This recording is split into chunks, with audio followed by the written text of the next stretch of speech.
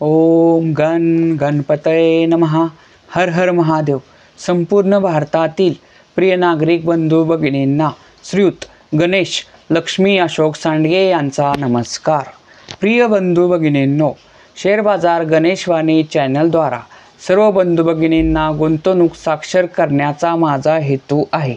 तरी ज्या बंधू भगिनींना शेअर बाजार गुंतवणुकीतून श्रीमंत होण्याची मनापासून इच्छा आहे, शेअर बाजार गुंतवणुकीचे ज्ञान मोफत हवे आहे, अशा बंधू भगिनींनी अजूनही आपले चॅनल सबस्क्राईब केलेले नसल्यास लगेच करून बेल आयकॉन म्हणजेच घंटीचे बटन दाबावे ही विनंती.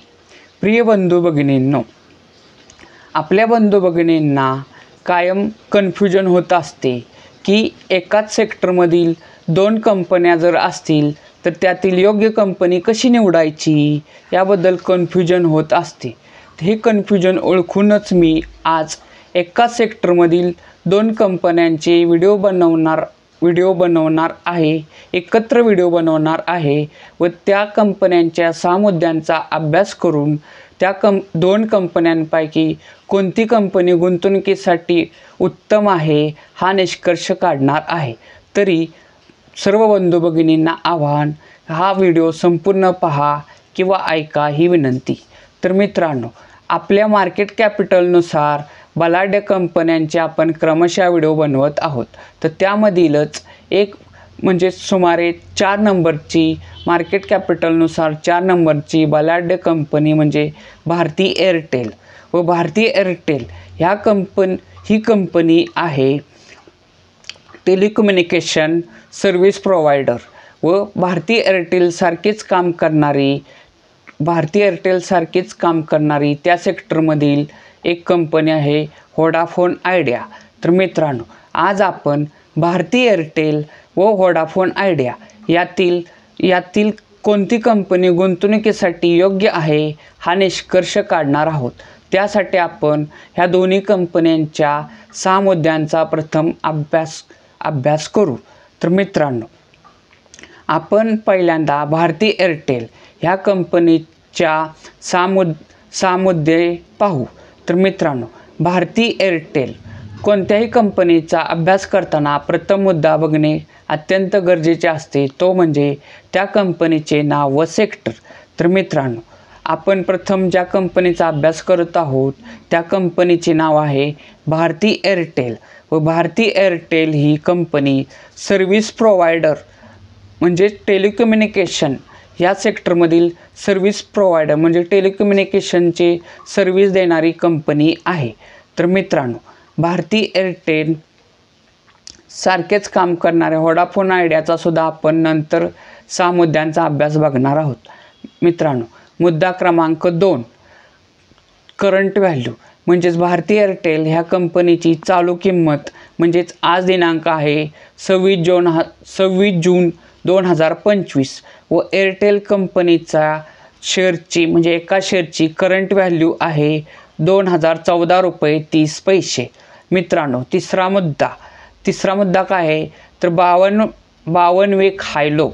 52 वीक हायलो म्हणजे काय तर त्या कंपनीच्या एका शेअरची 52 वीक म्हणजे सुमारे 13 महिन्यात जास्तीत जास्त किती किंमत झालेली त्याला हाय म्हणायचं व कमीत कमी किती किंमत झालेली त्याला लो म्हणायचं व ह्या दोन्ही किमतींचं रेकॉर्ड म्हणजेच 52 वीक हाय लो. तर मित्रांनो, भारती एअरटेल ह्या कंपनीचा 52 वीक हाय जर बघितला तर तो आहे 2018 रुपये व लो जर बघितला तर तो आहे 1408 रुपये. मित्रांनो, एअरटेल कंपनीचे किमतीच्या बाबतीत असेच 2 वर्षे मागे गेल्यास एअरटेल कंपनीचा एक शेअर्स 846 रुपयाला मिळत होता. 5 वर्षापूर्वी तो शेअर्स 386 रुपयाला मिळत होता. किमतीच्या बाबतीत असेच 10 वर्षे मागे गेल्यास भारती एअरटेल ह्या कंपनीचा एक शेअर्स 249 रुपयाला मिळत होता. मित्रांनो, चौथा मुद्दा म्हणजे काय तर त्या कंपनीचे मार्केट कॅपिटल म्हणजे काय तर बाजार भांडवल म्हणजे काय तर त्या कंपनीच्या शेअरची करंट व्हॅल्यू गुणिले त्या कंपनीचे शेअर बाजारात असलेल्या सर्व शेअरची संख्या. तर मित्रांनो, एअरटेल कंपनीचे मार्केट कॅपिटल जर बघितले तर ते आहे 11,68,329 करोड रुपये। तर मित्रांनो, मार्केट कॅपिटलनुसार भारती एअरटेल ही कंपनी आपल्या शेअर बाजारातील सुमारे 4 नंबरची कंपनी आहे। मित्रांनो, पाचवा मुद्दा काय, तर ज्या कंपनीचा आपण अभ्यास करतोय त्या कंपनीला मागील 5 वर्षात नफा झालेला का तोटा झालेला ते पाहणे। तर मित्रांनो, भारती एअरटेल कंपनीला 2025 साली 33,778 करोड रुपयाचा नेट प्रॉफिट म्हणजे निव्वळ नफा झालेला आहे। 2024 साली 5,848 करोड रुपयाचा नेट प्रॉफिट झाला होता। 2023 साली 11,535 करोड रुपयाचा नेट प्रॉफिट झाला होता। 2022 साली 5,882 करोड रुपयाचा नेट प्रॉफिट झालेला होता। 2021 साली 23,327 करोड रुपयाचा नेट प्रॉफिट झाला होता। मित्रांनो, सहावा मुद्दा काय आहे, तर आपण ज्या कंपनीचा अभ्यास करतोय त्या कंपनीचं शेअर होल्डिंग पॅटर्न पाहणे। शेअर होल्डिंग पॅटर्न म्हणजे काय, तर त्या कंपनीचे बाजारात जे शेअर्स आहेत तर ते शेअर्स जे आहेत ते कोणत्या कोणत्या घटकाकडे किती टक्के आहेत, म्हणजे त्या कंपनीचे मालक कोण कोण आहेत व ते किती टक्के आहेत हे पाहणे।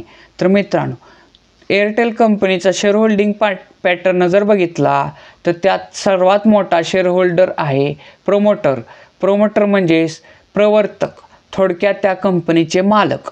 तर मित्रांनो, एअरटेल कंपनीच्या एकूण शेअर होल्डिंग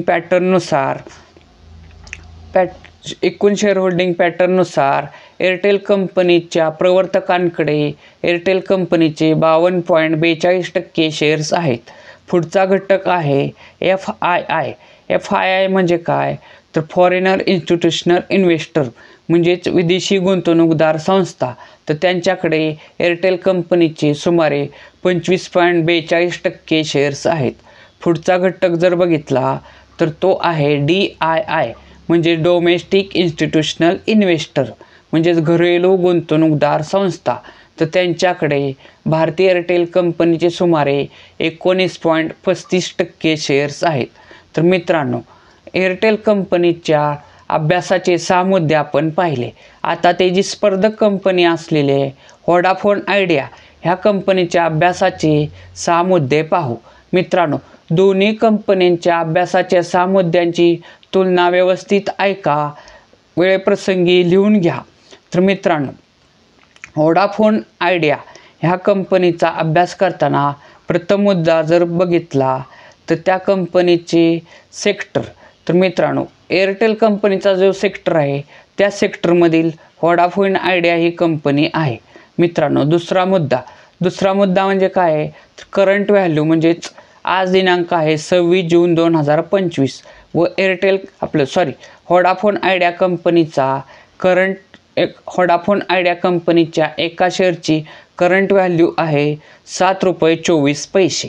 मित्रांनो, तिसरा मुद्दा म्हणजे काय, 52 वीक हाय लो। तर मित्रांनो, एअरटेल कंपनीचे एक शेअर्स 52 वीकमध्ये जास्तीत जास्त ₹19.18 झाला होता व कमीत कमी ₹6.29 झाला होता। मित्रांनो, किमतीच्या बाबतीत असेच 2 वर्ष मागे गेल्यास व्होडाफोन आयडिया कंपनीचा एक शेअर्स ₹6.29 मिळत होता। किमतीच्या बाबतीत असेच 5 वर्ष मागे गेल्यास व्होडाफोन आयडिया कंपनीचा एक शेअर्स ₹4.55 मिळत होता। मित्रांनो, किमतीच्या बाबतीत असेच 10 वर्ष मागे गेल्यास व्होडाफोन आयडिया कंपनीचा एक शेअर्स ₹114.88 मिळत होता। मित्रांनो, चौथा मुद्दा म्हणजे काय, तर मार्केट कॅपिटल म्हणजे काय, तर त्या कंपनीचे चालू बाजारभावानुसार शेअर बाजारात असलेले सर्वच्या सर्व शेअर जर विकले तर ती किंमत किती होईल, तर ती किंमत व्होडाफोन आयडियाची होईल 78,440 करोड रुपये। मित्रांनो, पाचवा मुद्दा काय आहे, तर त्या कंपनीला मागील 5 वर्षात नफा झालेला की तोटा झालेला ते पाहणे। नफा झालेला तर तो किती झालेला, तोटा झालेला तर तो किती झालेला हे पाहणे. तर मित्रांनो, व्होडाफोन आयडियाला 2025 साली 27,385 करोड रुपयाचा तोटा झालेला आहे. म्हणजे नफा काहीच नाही, उलट कंपनीला 27,385 करोड रुपयाचा तोटा झालेला आहे. मित्रांनो, 2024 साली व्होडाफोन आयडियाला 31,332 करोड रुपयाचा तोटा झालेला आहे. 2023 साली 29,301 करोड रुपयाचा तोटा झाला होता. 2022 साली 28,246 करोड रुपयाचा तोटा झाला होता. 2021 साली 44,464 करोड रुपयाचा तोटा झाला होता. मित्रांनो, सहावा मुद्दा काय आहे, तर त्या कंपनीचं म्हणजे व्होडाफोन आयडियाचं शेअर होल्डिंग पॅटर्न पाहणे. शेअर होल्डिंग पॅटर्न म्हणजे काय, तर ते कंपनीचे जे शेअर्स मार्केटमध्ये आहेत तर ते कोणत्या कोणत्या घटकाकडे किती टक्के आहेत हे पाहणे. तर मित्रांनो, व्होडाफोन आयडियाचा शेअर होल्डिंग पॅटर्न जर बघितला तर त्यामध्ये प्रमोटर थोडक्यात त्या कंपनीचे मालक, तर त्यांच्याकडे व्होडाफोन आयडियाचे 25.57% शेअर्स आहेत. पुढचा मोठा घटक आहे DII म्हणजे काय, तर डोमेस्टिक इन्स्टिट्यूशनल इन्व्हेस्टर, तर त्यांच्याकडे व्होडाफोन आयडियाचे 52.42% शेअर्स आहेत. तसेच FII म्हणजेच फॉरेनर इन्स्टिट्यूशनल इन्व्हेस्टर, त्यांच्याकडे व्होडाफोन आयडियाचे 6.56% शेअर्स आहेत. तर मित्रांनो, आपण आत्ता भारती एअरटेल व व्होडाफोन आयडिया ह्या कंपनीच्या अभ्यासाचे 6 मुद्दे पाहिले. तर 6 मुद्द्यांवरून निष्कर्ष काय निघतो? निष्कर्ष क्रमांक 1.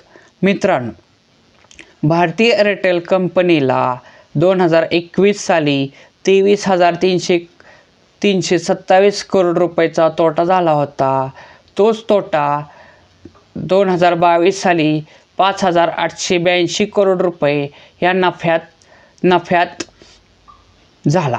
म्हणजे थोडक्यात काय, 2021 साली तोटा झालेला त्याचे रूपांतर 2022 साली फायद्यात झाले व तोच फायदा वाढत 2025 साली 33,778 करोड रुपये नफ्यात झालेले आहे. तर मित्रांनो, त्यामुळेच एअरटेल कंपनीचा एक शेअर्स जो 2 वर्षापूर्वी 846 रुपयाला मिळत होता, 5 वर्षापूर्वी 386 रुपयाला मिळत होता, 10 वर्षापूर्वी 249 रुपयाला मिळत होता, तोच एअरटेल कंपनीचा एक शेअर सध्या करंट व्हॅल्यूला 2014 रुपयाला मिळत आहे. तर मित्रांनो, थोडक्यात काय, तर एअरटेल कंपनीत 10 वर्षापूर्वी 249 रुपये गुंतवले असते, 5 वर्षापूर्वी 386 रुपये गुंतवले असते, 2 वर्षापूर्वी 846 रुपये गुंतवलेले असते, तर त्याचे आज करंट व्हॅल्यूला 2014 रुपये झालेले आहेत. आणि मित्रांनो, समजा एअरटेल कंपनीत 10 वर्षापूर्वी आपण 1 लाख रुपये गुंतवले असते, तर 10 वर्षापूर्वी एअरटेल कंपनीचा एक शेअर 249 रुपयाला मिळत होता व 1 लाखात सुमारे 401 शेअर्स आले असते व आज त्या शेअरची करंट व्हॅल्यू जर बघितली तर 2014 रुपये आहे. म्हणजेच 401 शेअर्स जे आपण 10 वर्षापूर्वी एअरटेल कंपनीचे 401 शेअर्स आपण जे घेतलेले होते 1 लाखात, त्याचे सुमारे आज करंट व्हॅल्यूला 401 गुणिले 2014 म्हणजेच 8,07,614 रुपये झालेले आहेत. थोडक्यात काय, तर एअरटेल कंपनीत 10 वर्षापूर्वी 1 लाख रुपये गुंतवले असते तर त्याचे आज करंट व्हॅल्यूला 8,07,614 रुपये झालेले आहेत. मित्रांनो, एवढीच रक्कम जर बँकेच्या एफडीत ठेवली असती तर त्याचे किती रुपये झाले असते हे तुम्ही मला कमेंट करून सांगा. तर मित्रांनो, आता आपण व्होडाफोन आयडियाचा निष्कर्ष क्रमांक 1 पाहू. तर मित्रांनो, व्होडाफोन आयडिया ह्या कंपनीला 2021 साली 44,464 करोड रुपयाचा तोटा झाला होता. तोच तोटा वाढत 2025 साली सुद्धा त्या कंपनीचा नफ्यात रूपांतर झालेलं नाही, उलट तोटा झालेला आहे.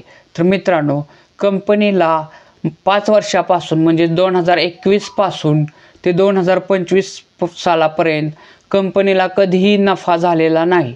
त्यामुळेच व्होडाफोन आयडिया कंपनीचा 2 वर्षापूर्वी एक शेअर्स ₹6.29 मिळत होता. 5 वर्षापूर्वी ₹4.55 मिळत होता.